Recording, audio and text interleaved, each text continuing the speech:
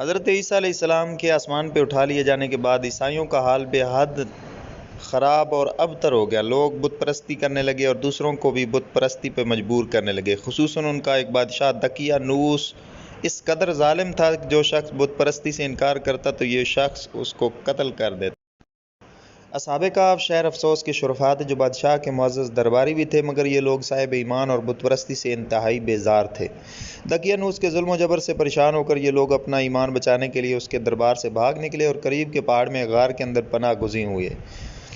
اسی حالت میں وہ سو گئے تو 300 سال سے زیادہ عرصے تک اسی حال میں سوتے رہ گئے۔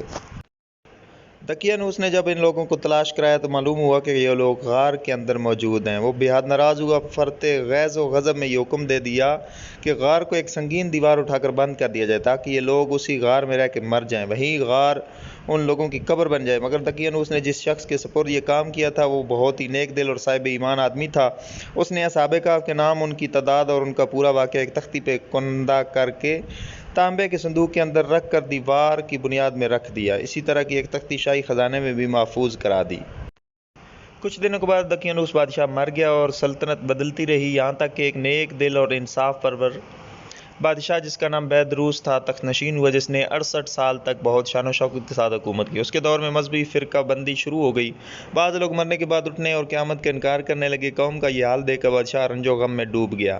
وہ تنہائی میں ایک مکان کے اندر بند ہو کر خوف خدا میں روتا رہا اور خدا عز و جل کے دربار میں نہایت بے قراری کے ساتھ گریہ وزاری کر کے دعائیں مانگنے لگا کہ یا اللہ کوئی ایسی نشانی ظاہر فرما تاکہ لوگوں کو مرنے کے بعد زندہ ہو کر اٹھنے اور قیامت کا یقین ہو جائے۔ بادشاہ کی یہ دعا مقبول ہوئی اور اچانک بکریوں کے ایک چرواہے نے اپنی بکریوں کو ٹھہرانے کے لیے اسی غار کو منتخب کیا اور دیوار کو گرا دیا۔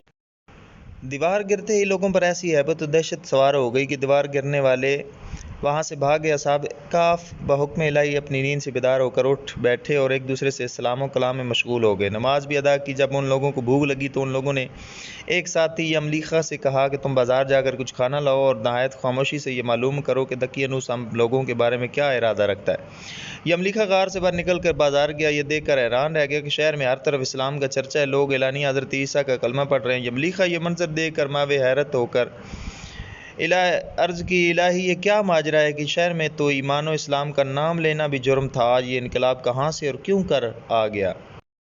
پھر یہ ایک نان بائی کی دکان پہ کھانا لینے گئے اور دقیانوسی زمانے کا روپیہ دکاندار کو دیا جس کا چلن بند ہو چکا تھا، بلکہ اس سکے کو دیکھنے والا بھی کوئی باقی نہ رہا۔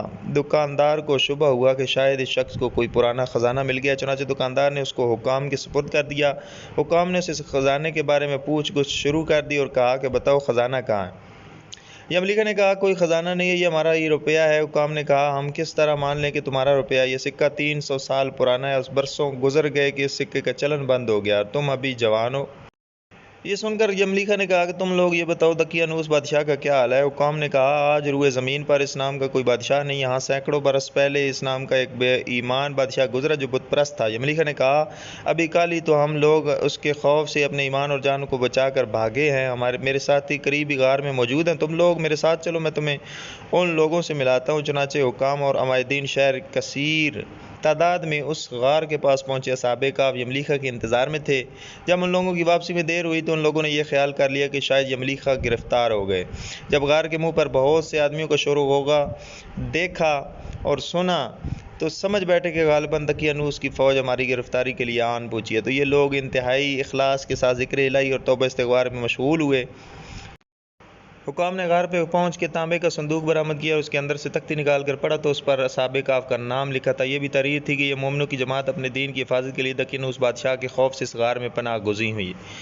تو دقیانوس نے خبر پا کر ایک دیوار سے ان لوگوں کو غار میں بند کر دیا تھا۔ ہم یہ حال اس لیے لکھتے ہیں کہ جب بھی کبھی غار کھلے تو اصحاب کہف کے حال پہ مطلع ہو جائیں۔ بادشاہ کو اس واقعے کے بعد یقین ہو گیا کہ مرنے کے بعد اٹھائے جانے پہ یقین اور پختہ ہوا اور لوگوں کو بھی اس کی خبر ہوئی۔ حضرت عبداللہ بن عباس رضی اللہ عنہما نے فرمایا کہ اصحاب کہف کی تعداد 7 ہے اور ان کا 8واں کتا تھا۔ تفسیر صحابی میں لکھا ہے اصحاب کہف کے نام یہ ہے: مکسلمینہ، یملیخا، تونس، نینونس، سارینونس، ذو نوانس، فلسطیونس، اور ان کے کتے کا نام کتمیر تھا۔